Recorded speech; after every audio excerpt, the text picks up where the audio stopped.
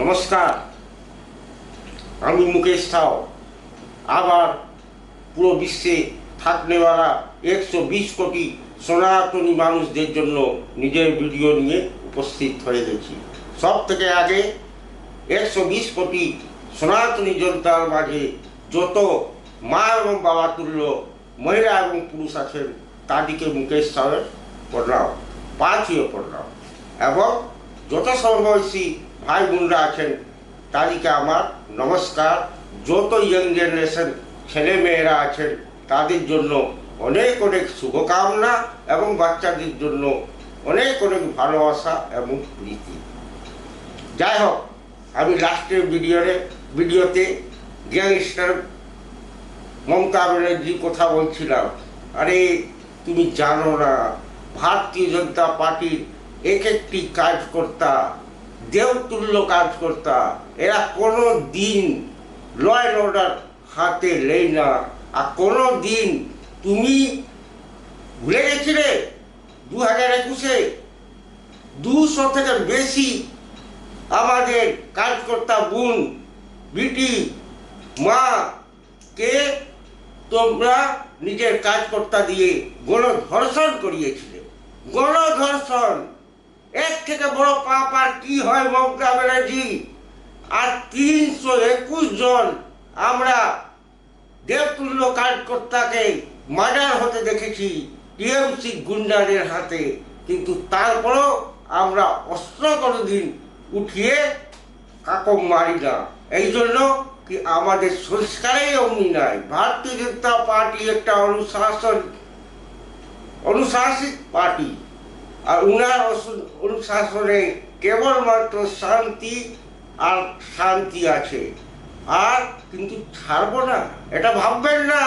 কিন্তু 321 জনকে মেরে দিলেন আর 200 মা বোনের উপর ধর্ষণ করিয়ে দিলেন, তো আপনি বেঁচে যাবেন না, বাঁচবেন না। পশ্চিমবাংলার শাসন এক একটি ফাইল খুলছে, এক একটি ফাইল খুলে ওর মধ্যে যে ভারতের সংবিধানের মধ্যে বিএনএস এর ধারার মধ্যে যে আইন আছে ওটা লাগু হবে এবং আপনার প্রত্যেক কাজকর্তা জেলে যাবে আর ফাঁসিতে চাপবে। এটা সবসময় মনে রাখবেন। ভারতীয় জনতা পার্টি ছাড় দেওয়ালা পার্টি নয়, কিন্তু হাতে নিজে অস্ত্র উঠানেওয়ালা পার্টি নয়। যা কিছু হবে ভারতীয় সংবিধান পশ্চিমবাংলার আইন কানুন মেনেই হবে। এই জন্য আপনি কোথায় পালাবেন গ্যাংস্টার ম্যাডাম? কোথাও পালাবার জায়গা নাই। এত পাপ আপনি করে রেখেছেন। দেখুন, যেখানে সেখানে আপনার কাউন্সিলররা পিটাই খাচ্ছে, জনতার আক্রোশ উমড়ে পড়েছে।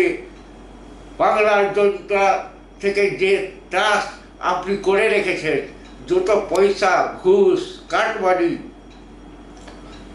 বসগিরি আর ঘর কবজা আর মানুষ থেকে পয়সা টেনে দেওয়া, আর ইটের বদলে কমিশন, সিমেন্টের বদলে কমিশন, আর ঘর বানাবার জন্য কমিশন, মজদুরে রাখতে গেলে কমিশন, বালি নিতে গেলে কমিশন, এগুলো যাবে কোথায় বলুন তো? এত যে পাপ আপনি করে রেখেছেন, মানুষ ছেড়ে দিবে আপনাকে? আর আপনি বলছেন ভারতীয় জনতা পার্টি আমাদের উপর হামলা করছে। না, কোনো দিন না। ভারতীয় জনতা পার্টি দেবতুল্য কাজকর্তা, ওরা কারো উপর হামলা করে না। ওরা যে করে নিয়ম কানুন ভারতীয় সংবিধানের অন্তর্গত থেকেই কাজ করে। এই জন্য এইগুলা যে আপনাদের উপর হচ্ছে, যে গায়ে গায়ে আপনাদের কাউন্সিলর, আপনাদের প্রধান, আপনাদের পঞ্চায়েত প্রমুখ, আপনাদের হেনা, আপনাদের গেলা, যে কিছু গুন্ডা মাফিয়া বড় বড় রংদারকে ধরে ধরে যে গরু পিটা করছে, ওটা বাংলার আক্রোশ ম্যাডাম, ওটা বাংলার আক্রোশ। বাংলার লোকজন অনেক ত্রাসে ছিল আপনার সময়ে, ও তো বদলা নেবে, ছাড়বে না। এই জন্য আপনি আর আপনার ভাইপো ভালো করে বুঝে নেন, নিজের ঘরের ভিতরেই ঢুকে থাকুন, বাইরে হবার চেষ্টা করবেন না। কেন কি যেখানেই আপনি গেছেন, হাইকোর্টে সেই দিন গেলেন, হাইকোর্টের উকিল নাকি ভারতীয় জনতা পার্টির কাজকর্তা ছিল। যে কোর্টে আপনাকে চোর চোর চোর পিসি, চোর ভাইপো, চোর ভাইপো, চোর পিসি করছিলেন, ওরা কে ছিলেন? ওরা হাইকোর্টের উকিল ছিলেন, ওরা বিজেপির কেডার ছিলেন। আপনার ভাইপো যেখানেই বার হচ্ছে ওখানে চর চর চর করে বেড়াচ্ছে। আপনার ওই যে উকিল ব্যানার্জি বার হচ্ছে, ওকে চোর চোর করলো, আর ও উল্টে নিয়ে নোটাঙ্কি শুরু করে দিল, আর বললো আমার উপর হামলা করেছে ভারতীয় জনতা পার্টির লোক। আরে সিআরপিএফ এর লোক ছিল বলে তুমি বেঁচে গেলে, নইলে তোমার ভাতিজাও বাঁচত নাই আর তুমিও বাঁচতে নাই। ওখানেই মানুষ তোমাকে মেরে মেরে ওখানেই জীবন শেষ করে দিত। এই জন্য বেশি বলার চেষ্টা করবেন না, আর কেউ বিশ্বাস করতেও যাবে না আপনার কথা। সব জানে কি আপনি একটা গ্যাংস্টার, আপনি একটা ক্রিমিনাল মাইন্ডেড মহিলা।